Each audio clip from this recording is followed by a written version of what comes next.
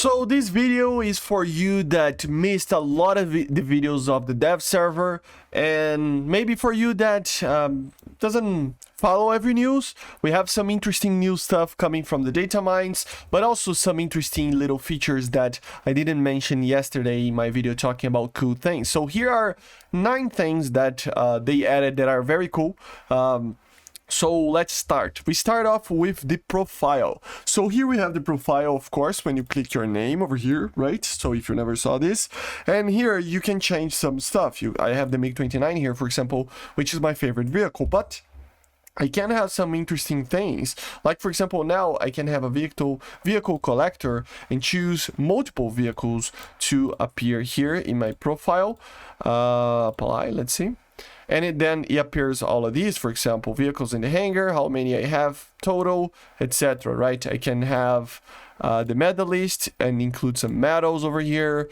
I can have the achievement hunter with some I know this was already here, I think. The Ace of Spades, yes. Ace of Spades basically is the spading vehicles here. So you can basically like choose how many you have and stuff. For example, I want to show all the aircraft, for example.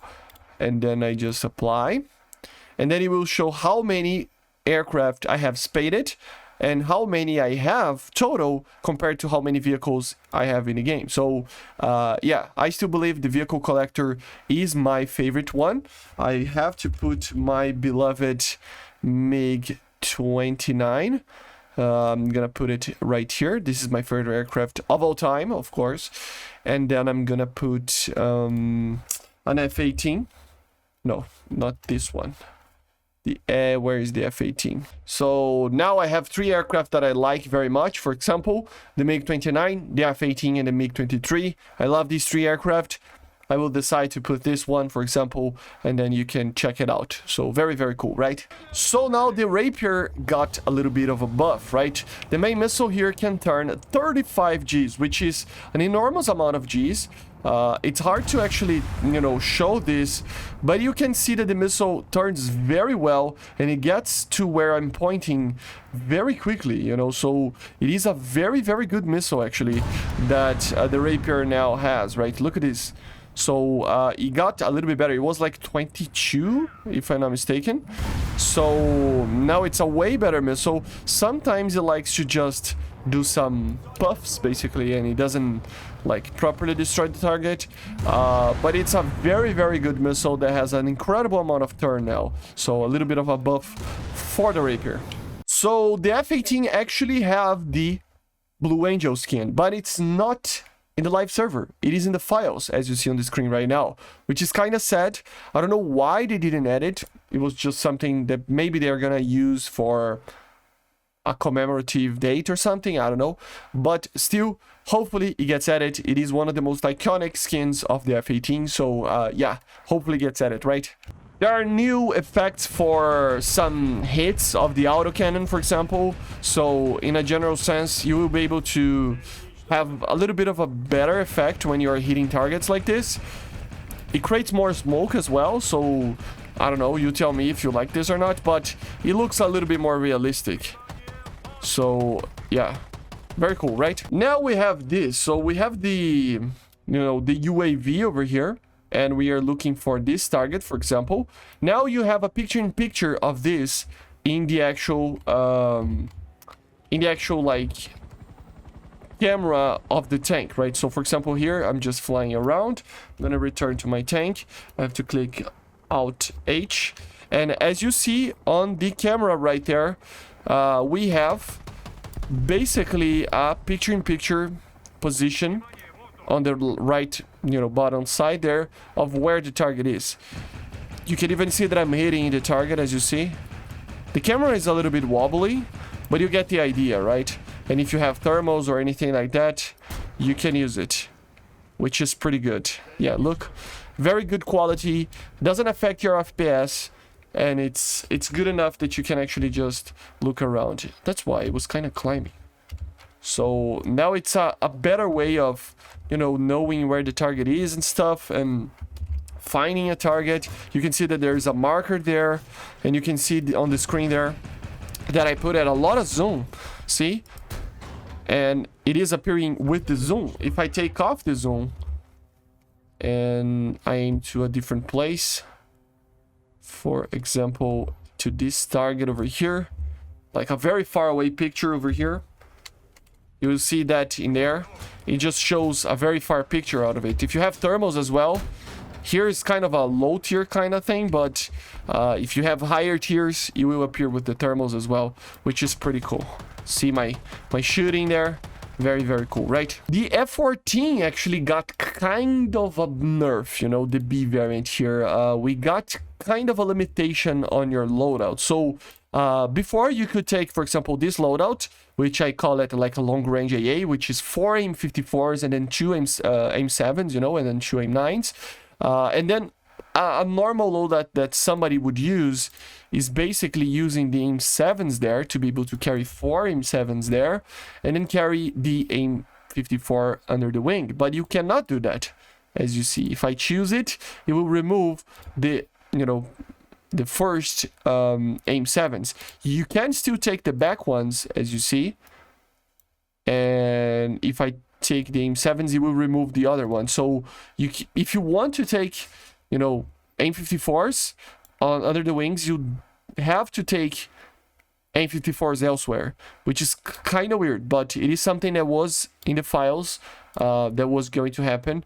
And yeah, it's kind of a limitation. You cannot do that 2 AIM-54s and then 4 AIM-7s in the middle loadout, right? Now you are kind of obliged to use the 4 AIM-54s if you want to use AIM-54s. If not, just use 4 AIM-Sparrows and then 4 AIM-9s. Great loadout, especially if you like to fly low.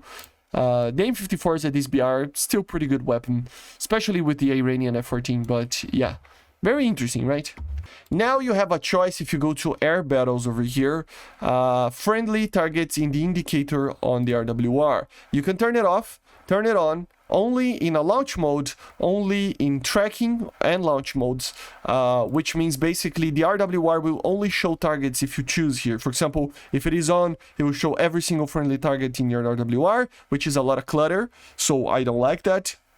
If you put this one only in track and launch modes, only friendlies that lock onto you or launch missiles on you will get the RWR message for you, you know.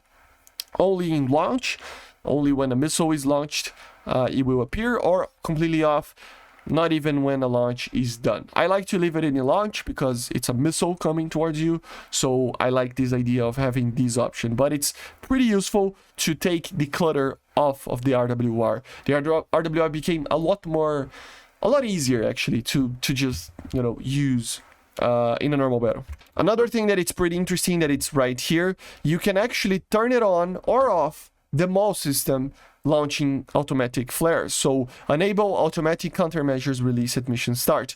Before, this was basically like this. It would be in the first match, you would always be on. And then you have to click Y and go to the RWR or the weapons, countermeasures, and then turn it off, right? But now you can always choose to be enabled or disabled. I gotta be honest, for aircraft that have the new countermeasure system like the Eurofighter, the Rafale, stuff like that, they have these sensor fusion mechanic, it's good to have it on. But in aircraft that don't have that, it is good, especially if they don't have a lot of flares, that they have it off, right? So basically you will have the automatic release of flares or not being selected at the start of a match. Last but not least, let's talk a little bit about radar. We have two new features of the radar. Already talked about this in the dev, but of course maybe you didn't see it, so we're gonna test it out with the F-18. So we have two new controls over here. Okay, so the first one is or let me find it, switch radar IRST gyro stabilization on and off. This was before actually an option that you would have in the options menu in air battles, but now it is actually just a button. What this does is basically stabilize or not to where you were looking the radar. So for example here, if I put the nose upwards, it's still basically scanning in elevation the horizon, see? So if I put the nose down, so see, it's just scanning the horizon there, it's scanning there. We go up, it's scanning there, so it stabilizes it. If I click the button and then I put the nose up, the radar will scan up as well.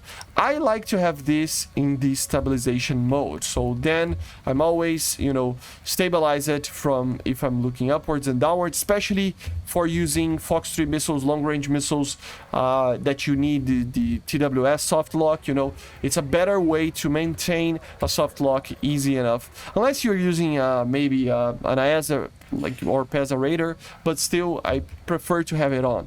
But there are some, you know, situations where you need to be just looking at the front, for example, right? So it just makes it up to be scanning the same zone that you want to point the nose in, right? So I like to use the stabilized one, but you do you, okay?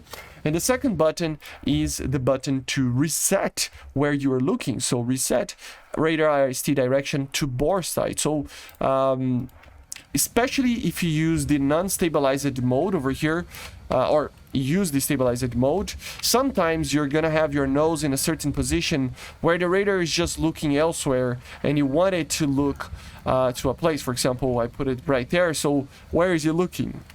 Where it's looking up there, but sometimes it takes too much time to get the radar antenna downwards, right? So something that is very good is to have this button, so you can just click, for example, and you will reset to the bore sight.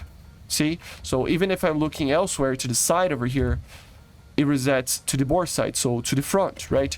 Even in a different mode over here, for example, like this, you know, I'm looking elsewhere over here, it just resets to the bore sight. So it's a very good thing, especially in kind of semi-low range situations where you need the radar to look where you're pointing the aircraft very quickly, without having to realize where the radar was and etc., right?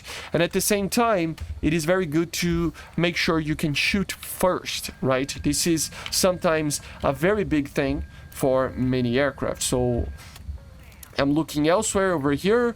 I see a target on my left side over here, but I don't know where he is. I just looked with the RWR, for example, and I don't know where the radar is.